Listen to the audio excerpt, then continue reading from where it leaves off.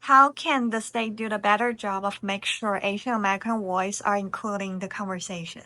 It's why we're here today, because we want to reach every community. We know every community is important, and we know at a time when the federal government is attacking our communities, is making it very difficult to receive resources, that the state of California can step up and support our communities in a real way. And our Asian communities play such a key role throughout the state of California, and we're here to support them.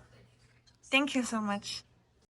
How can we inspire more young Asian Americans to volunteer and lead in their communities? I think it's about sending an email, sending a message, getting in contact with our locally elected officials. I promise you that we in government are always looking for people that want to be a helping hand, want to be a part of the solution, want to give back.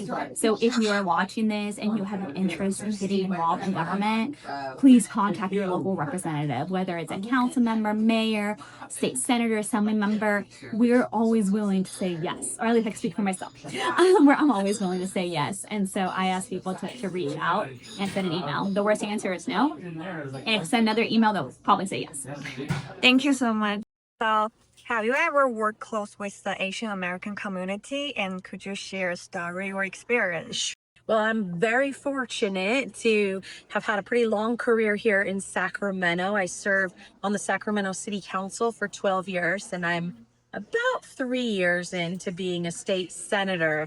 And one of the large organizations in Sacramento that I'm very close to that's housed in my district is called AAPI, which is an organization that brings the AAPI community together, supports candidates and advancing not just candidates in elected office, but candidates in extraordinarily important positions. So for example, we hired the first Asian city manager in the city of Sacramento while I was there.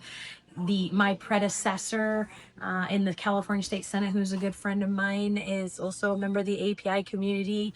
Our district attorney, who's a close friend of mine, is the first person from the API community to hold that seat. So I have had many relationships working in that space. We live in a very diverse city here. The school district where I live is the most diverse in California. It's called Natomas. The API community makes up a very large percentage of that community. So it is a group that I've had the wonderful privilege of getting to work with on a lot of occasions. Okay, thank you so much. California Connect is very important to Asian Resources Inc. We are based here in Sacramento, and we started as a refugee program, but now we're serving at least all of the population from Asian to Pacific Islanders. And so for us, the California Connect is important so that we can actually get more resources, but also share the resources that we have, because we do have at least 18 languages available at our site. We do have 3 sites, and we would love to be able to partner, but also then, give and take. So thank you. It feels good to be together. It's fun to see you all. My name is Josh Friday. I have this distinct privilege and honor of serving the state of California as a Chief Service Officer and also Director of the Governor's Office of Service and Community Engagement. So I just want to talk about quickly GoServe, this Governor's Office of Service and Community Engagement. This new office composes of 3 main entities, 3 main efforts. One is the Youth Empowerment Commission, who is led by Tamisha. Tamisha, will you raise your hand?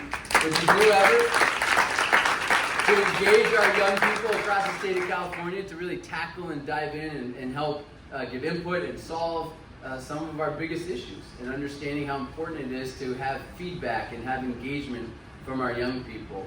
We also have California Volunteers, which oversees the California Service Corps, and that includes programs that many of you, I think I heard 51% of you are engaged with. Maybe you host a fellow or you're somehow involved as a partner, where we have now service members who are paid to be involved in their community, to serve, to volunteer, to help out.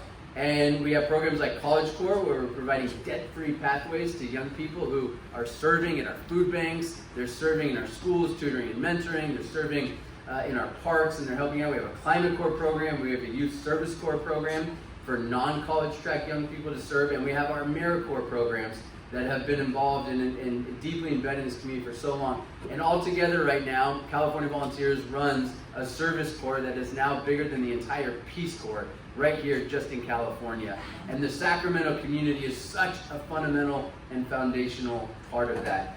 And then we have, as part of Go Serve, OCPSC, who has brought us together today, who's convened us all today, and who has made today possible.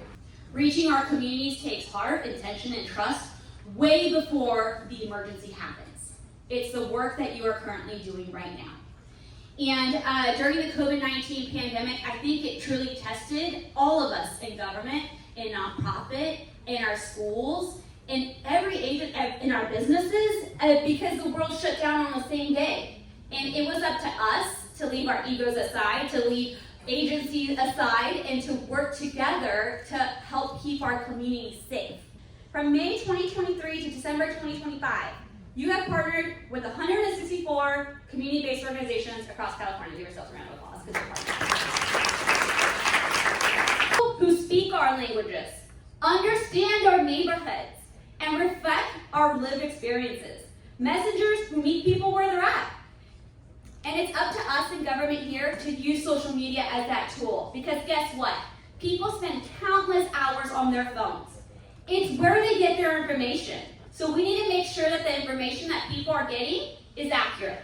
When people like me show up in a space like this and they want the opportunity to talk to you, make sure that the thing that they hear from you that they walk away from is what your needs are, where the gaps are in service, how reliant you are on a program like this, how having the opportunity to meet other people out in other communities trying to do the same thing as you, which is serve people by connecting them to the resources, how valuable those opportunities are. Look at this room, it's packed. At the local level, when you get to be an elected official at a city or on a school board or something like that, you really do get to spend those dollars. You get to decide which communities get stop signs and speed bumps and a new playground and a new library or new equipment in whatever facility it is you're working on, community center. But the higher up that ladder you climb, the more distant you can become from those decisions. And it's critically important to be reminded of what's at stake.